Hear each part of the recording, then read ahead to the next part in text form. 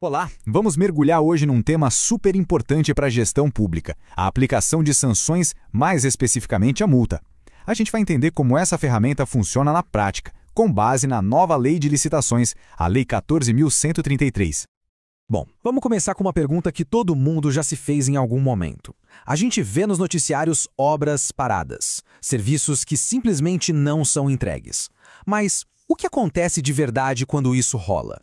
Qual é o mecanismo que o Estado tem para se proteger e, claro, para garantir o interesse de todos nós quando uma empresa contratada falha?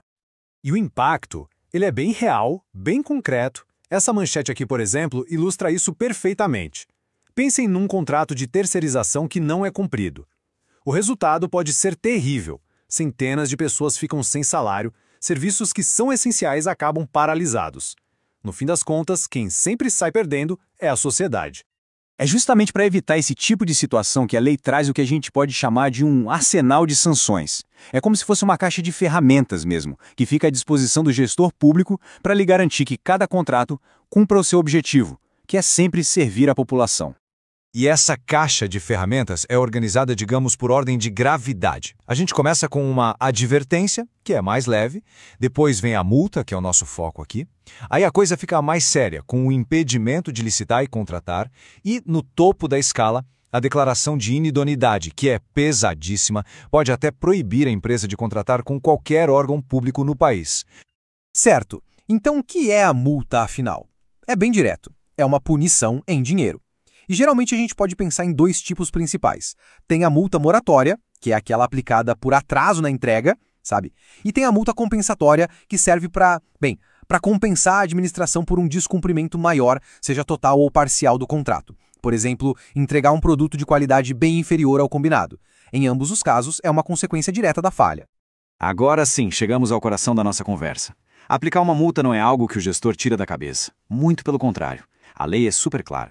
Tem que ser um processo cuidadoso, justo e, o mais importante de tudo, muito, mas muito bem fundamentado.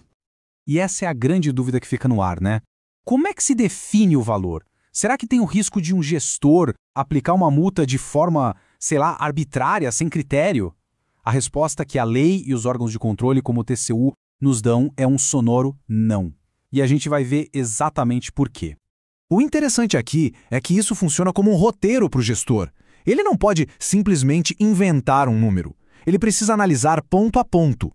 Qual a gravidade do que aconteceu? Quais são os detalhes desse caso específico? Existe algo que piore a situação ou que, pelo contrário, ajude a amenizar? Qual foi o tamanho do prejuízo real para a administração?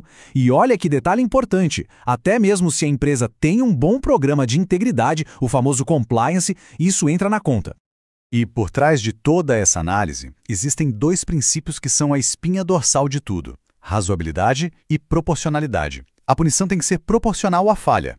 Como o Tribunal de Contas da União vive reforçando, não dá para aplicar uma multa milionária por um atraso de um único dia num serviço de baixo impacto, entende? O cálculo precisa ser justo, precisa ser explicado, motivado, mostrando exatamente como se chegou naquele valor. Mas, atenção, a responsabilidade aqui não é uma via de mão única. Não é só a empresa que tem deveres. O agente público que está ali, fiscalizando o contrato, também tem obrigações muito claras e pode sim sofrer consequências se não as cumprir. Este quadro mostra bem essa divisão de tarefas. De um lado, o contratado. Ele tem que entregar o que prometeu e ponto, além, claro, de manter todas as obrigações trabalhistas e previdenciárias em dia.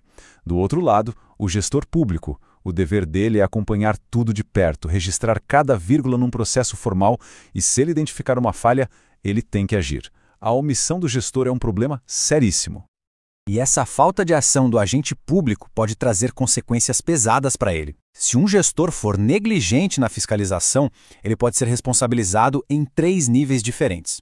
Administrativamente, dentro do próprio órgão, na esfera civil, podendo ter que pagar do próprio bolso o prejuízo causado e, em casos mais graves, até na esfera penal, se a omissão dele for considerado um crime. A responsabilidade é gigante. Já caminhando para o final, é fundamental a gente entender que o objetivo de todo esse processo não é só punir por punir. A ideia é muito mais ampla. É usar a sanção como uma ferramenta para melhorar, para fortalecer a gestão dos contratos públicos como um todo.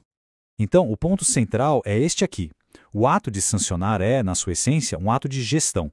É uma ferramenta para corrigir um desvio de rota e garantir que o objetivo final, seja a escola construída, o hospital funcionando ou o sistema de informática rodando, seja de fato alcançado para beneficiar todo mundo. Então, a reflexão que fica é essa.